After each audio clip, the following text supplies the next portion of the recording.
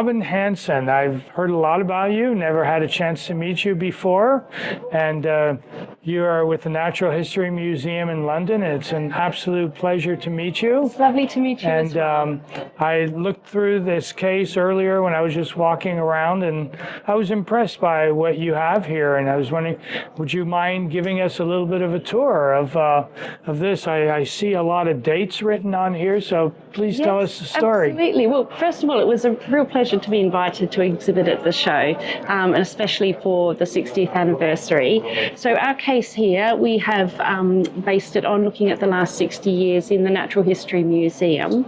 So we had a lot of fun selecting the specimens, and what we have in this corner here is 3 specimens to represent 1965. So the 2 on the top, they're both acquired in 1965 to sort of show unusual locations or unusual crystals. The gypsum you can see here comes from Maryland in the US, but it's quite reminiscent of the ones. That's a beautiful gypsum. I didn't realize Maryland produced such gypsums. And I thought it was quite reminiscent of the ones that you get here in Paris. So I thought that people here would enjoy to see that one. Okay. And then in the center here, we have the largest acquisition, which we have had in the last 60 years, which was around 23,000 specimens that were part of the Geological Museum of the British Geological Survey. Okay, that's quite a collection. Quite a big collection, and as you can see, it contains a lot of historical British minerals and also some classic alpine specimens as well. And then over on the right here, I have a couple of specimens to represent 2025, so what we're currently acquiring for the museum. I've put some graphs up the top just to show the sort of the countries which specimens were coming from in the first 10 years. You can see there's a lot coming from North America, but now over in the last 10 years, the top one we actually acquired quite a large micromount collection, which was about 75% of our acquisitions. From the UK. From the UK, but if you look at the graph below, you can see that actually it's much more international. The locations that we're now collecting from, places like Tanzania, China and Morocco are becoming more prevalent in the collection, and so that's represented here by 2 specimens from China, quite an exceptional genthelite, and also at the back there is a rare volkovskite from the Bolby mine, which is an active mine in the UK at the moment. In fact, one of the deepest mines in the UK. Oh, all right. Yeah, that's a lot of boron minerals are found in that location. That's really great.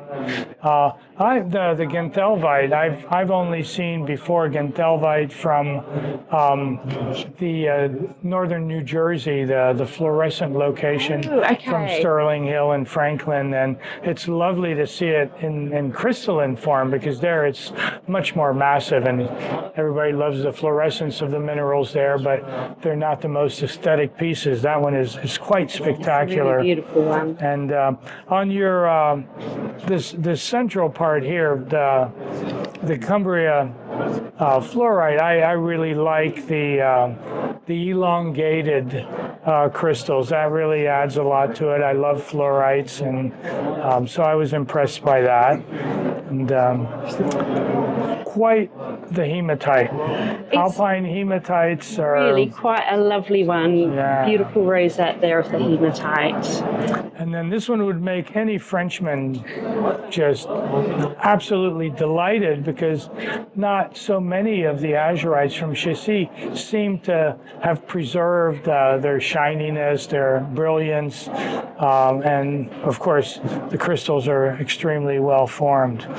But there's 2 interesting specimens in here I'd like you to tell me about, and is that particular one right over there. Could you give us an idea what that's all about? So this is a really interesting specimen. It's called a Sunday stone. So this particular one came as part of the Geological Museum collection. As you can see, it's made up of these very fine layers, and it actually is representing the mining up in the Northumberland area, where they were mining for coal.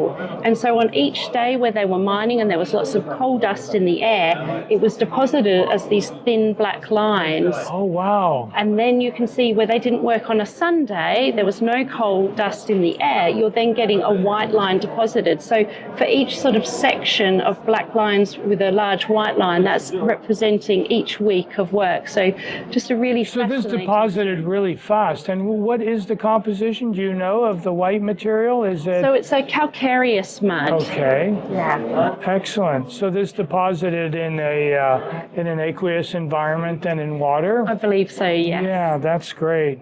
And then this sphalerite ball here is quite interesting as well.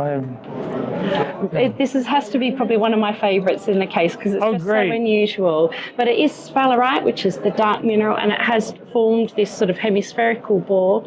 And then the sort of pale cream coloured mineral that you can see on there is dolomite that's preferentially coated on one side. And there's also a couple of little fluorite crystals there and some fluorite crystals on the back. I just spotted them on the back. Those are very neat. Yeah. So that's interesting oddities are really, I think, add to your case, which I think is beautifully done and really enjoyed it. Very much. Excellent. So, shall I just briefly touch on the last three sessions Yes, we've got here in the case? So, as a museum, we actually have around 350 scientists, and we do a lot of research, including research into new minerals. And in fact, in the last 60 years, the scientists at the NHM have been involved in the discovery of over 75 new minerals.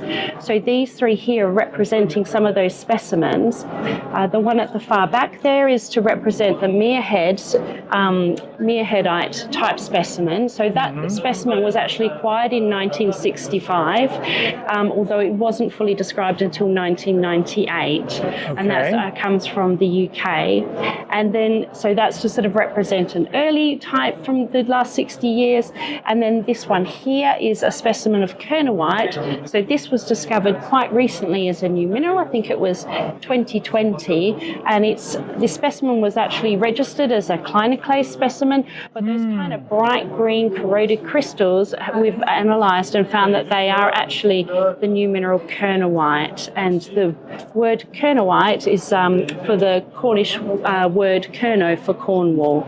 Oh, excellent. Yeah, and then there's a little rosalite as well. So this is quite an interesting specimen. This is part of the Henry Ludlam collection, which was acquired by the Geological Museum in 1880. And his collection included another one that was incorporated in Charles Hampton Turner. And within his collection, it had been catalogued by a French mineralogist, Armand Levy, and he was the one who first named the mineral rosalite. Now, this is number one. You can see there's the little label there, which has got a number one on it. So we actually believe, and this is in fact current research by our principal curator, Mike Rumsey, that this specimen is potentially the type specimen of rosalite. Wow. That's impressive. Yeah, very exciting. And I assume it's a Moroccan one? No, this one's from Germany. Yeah. From Schneeber, yeah. And then this one, which was confused with clinoclase, you actually have a lovely clinoclase up there as well. So. Yes. Yeah. Well, this is fantastic. I want to congratulate you on your display case. Thank you very much. For me, it was an absolute pleasure to meet you. I've met Mike Rumsey a few times, but it's great to chat with you, and I want to thank you very much for the explanations. That's all right. Thank you for the opportunity. Great.